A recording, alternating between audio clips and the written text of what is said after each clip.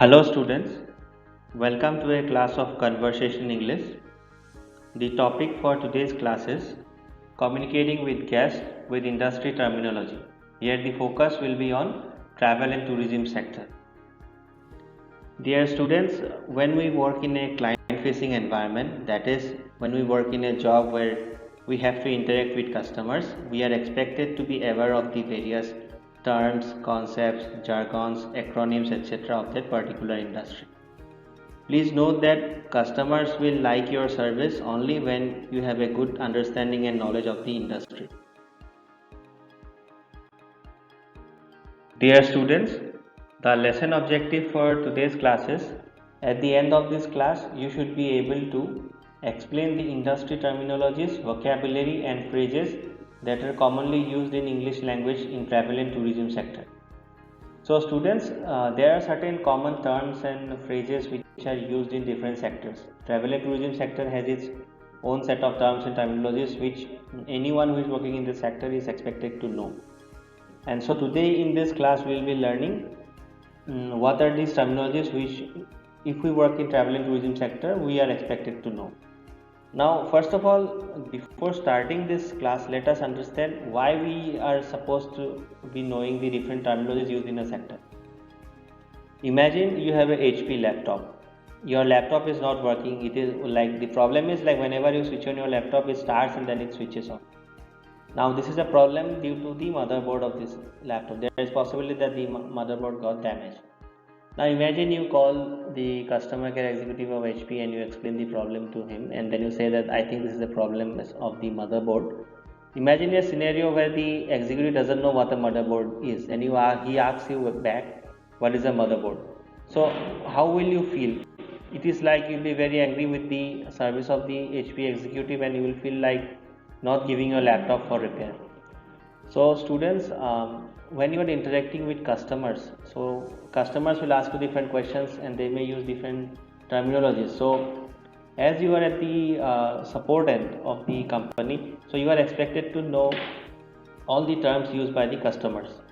So prior to joining NESC, when I was with the corporate, I was more into support and my job involved talking to customers a lot. And I can assure you that the worst thing that can happen to you or the worst feeling that you can have is when a customer tells you something and you don't know what is it. Like you are representing a company and you don't know what is going on in your company. The customer uses a term from your company and you are not aware of the term. That is the worst feeling. So students, so that is the reason we should know all the terms and terminologies of a particular industry when you are working in it. So we will start the class now. So students, please take out your conversational English textbook. Refer to the third chapter. Conversational English second part textbook. Refer to the third chapter.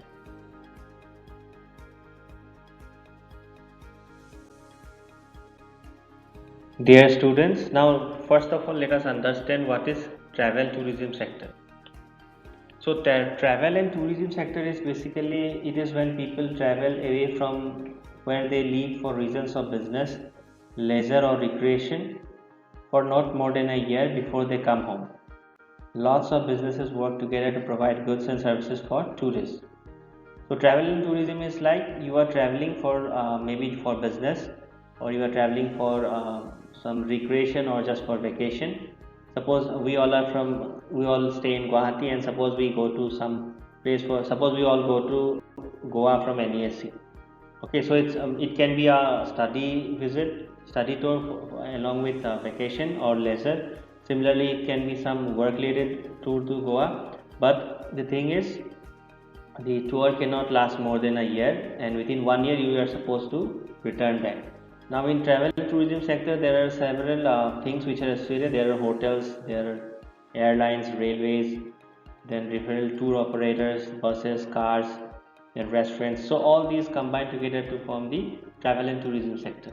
So in this session we will be learning the various terminologies which are used in travel and tourism sector. So in future, suppose any one of you work in this sector or start a business in the travel and tourism sector, you are expected to know all these terminologies. There is possibility that the customers with whom you interact, they will be using these terms, and at that point of time, if you don't know what the term means, it will be an embarrassment for you.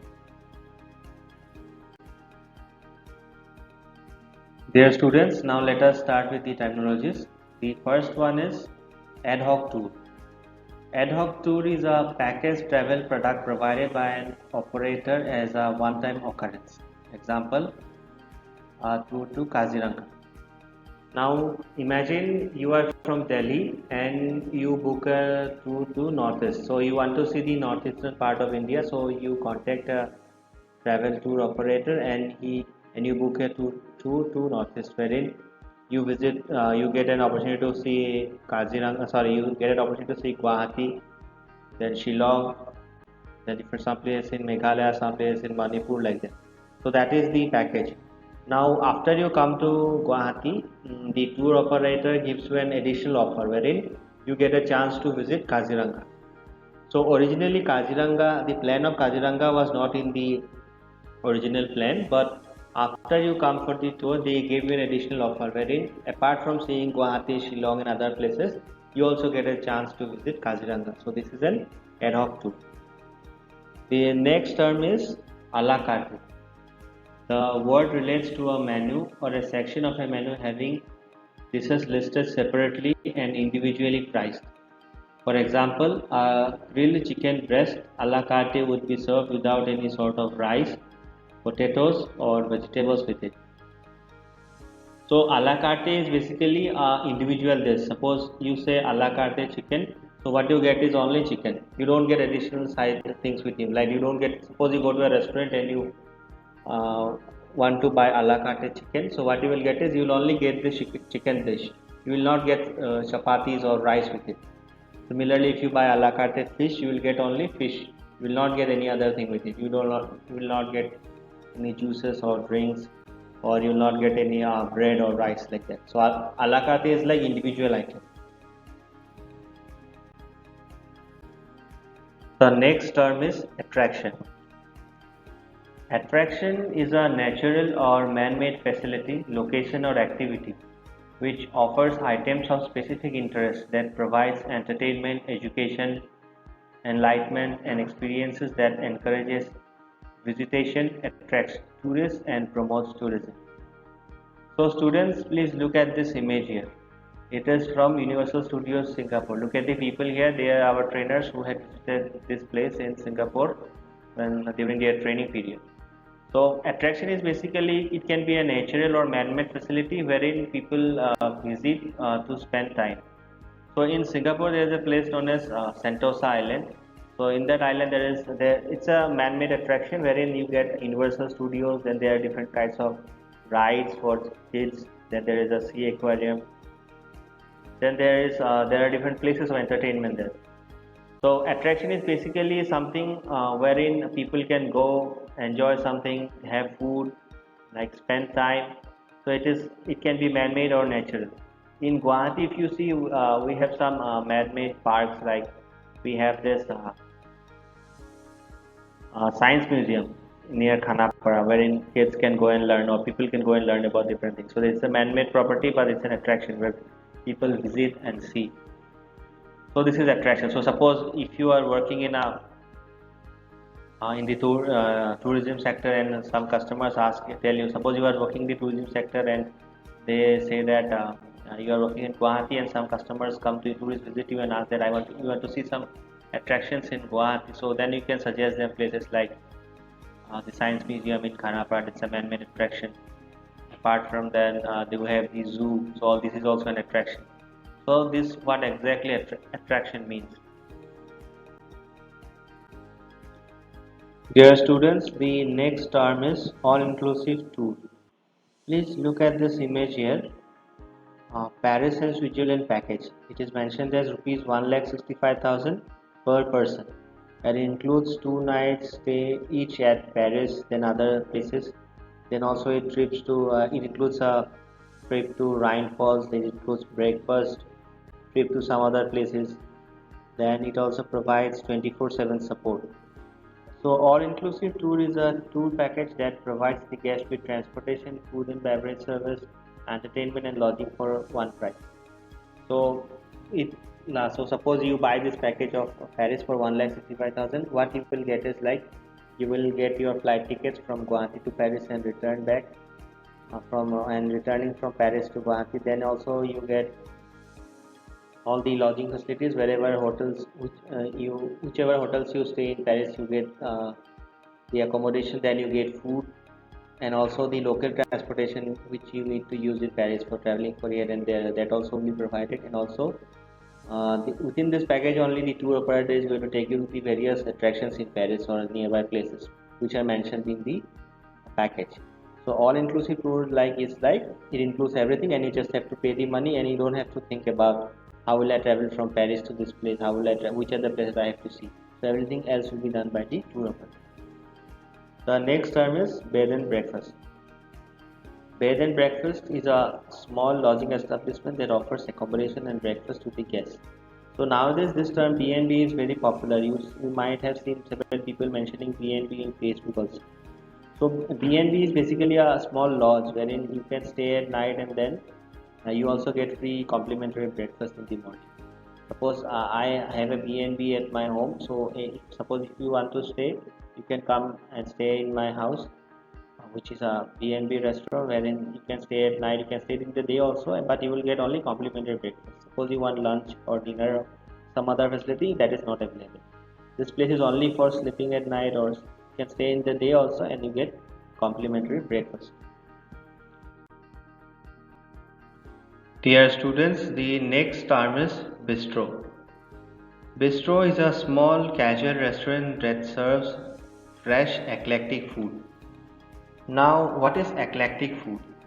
Now, eclectic is someone who doesn't have a preference for certain types of food, but instead enjoys trying new things from around the world. These food enthusiasts are looking for distinct tastes rather than being struck on certain ingredients. So, students, eclectic restaurant is something, some place wherein you get always some new variety of food.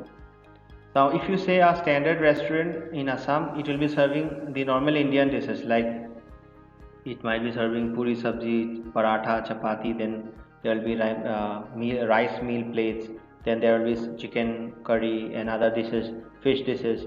So these are the normal standard food, Indian food which you eat, or in the Assamese food which you eat. Now an bistro will be a place wherein some you get some new things, like there will be some new variety of seafood dishes, or there can be some new variety of meat dishes or chicken dishes. Similarly with fish dishes. So all these are new dishes, and people who go to these restaurants are like people who like to taste new things. So this is a bistro. Now the next term is buffet house. So buffet, I think you have already heard in marriages. So back in the days, I don't know about you guys, when we were kids, back in our time in marriages, so there we did not have buffet system. Like we used to, there will be benches, we used to sit there, then there will be people who will be serving. Nowadays, in like most of the marriages are buffet, wherein there will be things kept, and then people have to pick whatever they want, and they can eat as much they want. So buffet house is exactly what is happening in a marriage. So in buffet house you pay this much amount. Suppose all inclusive buffet, suppose there is a buffet house restaurant, so you have to pay 500 rupees as a buffet that price, meal price, and in 500 rupees you can eat whatever you want, how much you want. There will be no additional charge. But normally, suppose if you go to a restaurant, you buy a veg meal for like suppose 100 rupees, and suppose you want additional something within the, suppose you want juice, you want cold drinks or some side dish, so there is additional money you have to pay. But this is not the case with a buffet. So whatever is there in the menu, suppose there are 20 items in the buffet and you pay 500 rupees, so you can eat all the 20 items and how much you want. There is no limitation on the quantity. So this is a buffet house. Dear students, the next term is business travel. Business travel is travel for commercial, governmental, or education purposes with leisure as a secondary motivation. Now, business travel is like traveling for work. Suppose you work for a company which is based in Delhi, but you are posted in Guwahati. Suppose you have to visit Delhi to attend a conference. So that is business travel. So when you are going to Delhi for a conference, that is business travel. But imagine you are going to Delhi for vacation, for sightseeing, then it is not business travel. Then the next term is bullet train. Now I think all of you have heard what a bullet train is. Bullet train is a high-speed train, and in India, currently there is no bullet train, but bullet train construction is going on from Ahmedabad to Mumbai. This bullet train, and there some Japanese technology or some Japanese company is assisting India in constructing this bullet train. The next term is confirmed reservation. Confirmed reservation is an oral or written confirmation by a hotel that a room has been reserved, usually with an agreed upon time of arrival. Example 10 am, also called tentative reservation. Now suppose you want to go to Shillong tomorrow. You will be going to Shillong tomorrow, and you will be staying in Shillong for 3 days. So for this, but the thing is, suppose you will be leaving late night today, maybe around you will be leaving late evening, that is around 8 p.m. you will be leaving, and you will be reaching around Shillong maybe around 11 p.m. But you are not sure that 11 p.m. if you go and search for a hotel in Shillong, there might be possibility that you will not get a room or hotels may be booked. So what you can do as a safety or as a precaution is you can book a hotel in advance. So what you will do is you will call a hotel in Shillong and then book a room for tonight. That is from you will be reaching around 11. So you'll book a room. So this is known as like you call and book the timing that I will be reaching the hotel at 11 p.m. and I'll be taking this room. So this is tentative reservation. Now in tentative reservation is again like it is not like once you book it, it's not that you have to be there. There is possibility that you can cancel it also.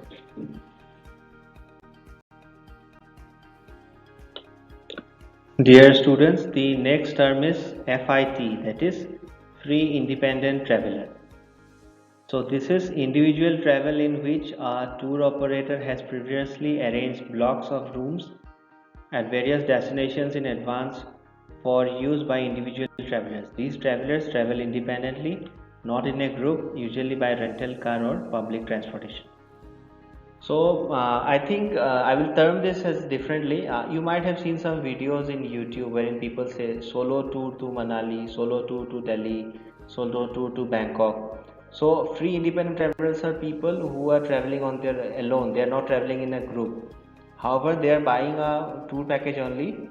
Suppose I do a free independent travel to Europe. So I'll be traveling all alone. I'll be seeing all around Europe. But this is all the arrangements for travel, stay, everything will be done by a tour operator. So I buy the package, but I go alone. So this is free independent traveler. The next term is gateway or gateway city. Now gateway or gateway city is a major airport, seaport, rail or bus center through which tourists and travelers enter from outside the region. So this is a place in a country or state which is most important, and this is the entry point to that state or to that place. For example, if you see Northeast India, it is said that Guwahati is the gateway. Like if you want to go to different states of Northeast, you will have to come to Guwahati. But nowadays we do have direct flights to Manipur, we have some flights to Nagaland also. But most of the time if you're traveling by train, if you want to enter Northeast, you have to come to Guwahati. So if for Northeast, Guwahati is the gateway or gateway city. The next one is GIT, that is Groups Independent Travel. So this is group travel in which individuals purchase a group package in which they travel with others along with a preset itinerary. So again, as we studied before, FIT, free independent traveler, GIT is like group independent travel. So you buy a package tour from it, you buy in a group. Suppose in NESC, like your NESC retail, there are like 7 students. So all 7 of you, suppose you buy a package tour to Thailand, suppose, and then you travel as a group. So this is groups independent travel. Dear students, the next term is conference rooms. Now it is a location specifically designed for meetings that provides a quiet working environment for a conference and its delegates. So conference room is a place wherein people can sit together and have a discussion or have a meeting. You have already seen conference rooms here in NESC. We have one in the first floor conference room, then there is one conference room in the 5th floor. We also have one big auditorium thing in the 2nd floor. So all these are the places wherein people can have a place, sit down, and then people can sit down and discuss something. The next term is domestic tourism. Tourism within a person's own country. So you already know what is domestic. Like domestic tourism is like visiting within one's own country. Suppose I visit Delhi, Rajasthan, then I go to Mumbai, I visit Kerala, I visit Tamil Nadu. So all this is domestic tourism. Suppose instead of traveling in India, I go to some outside the country. Like suppose I go to Europe, I go to United States of America. So that is international tourism. The next term is ecotourism. Now, ecotourism is responsible travel aimed at learning about the interrelationships and physiology of organisms and their environment, focuses on nature related experiences that help people appreciate and understand our natural resources and their conservation. So ecotourism is like to do more with the nature. You try to understand how. So ecotourism you normally don't see in a city area. This is more about national parks, sanctuaries. So all these places. So in Assam we have several ecotourism camps. We have in Kaziranga. Then we also have in Majuli. So in these eco camps, what you will see is like the pollution level is less. There is less hustle bustle. There is less number of population, there is less people around, there is no pollution, then there are less cars, there is no industry, so people get a chance to stay in nature. No, people refresh themselves. So this is ecotourism. So now this ecotourism is picking up a lot, and a lot of people are people who like silence, people who want to get away from pollution or get away from city life, they prefer ecotourism.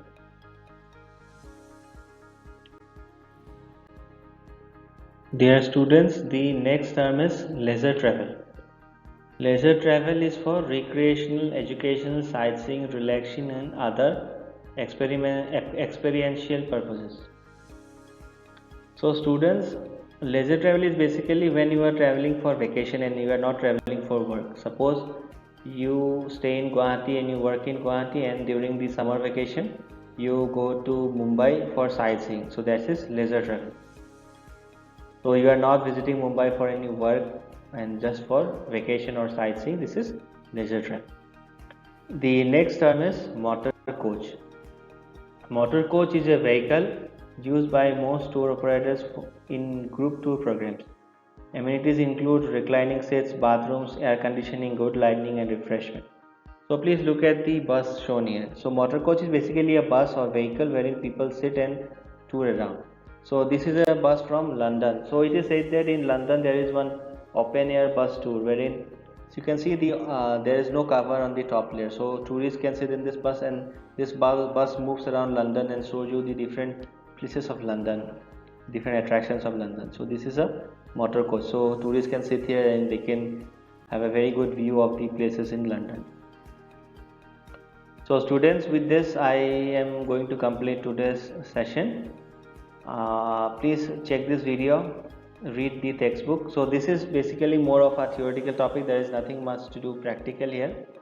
Check the video, read your textbook, and please do let me know if you have any questions. Also do share with me your experiences of new terminologies which your experiences wherein during your tour and travel somewhere you learned about some new terminologies. I will see you again later. Thank you.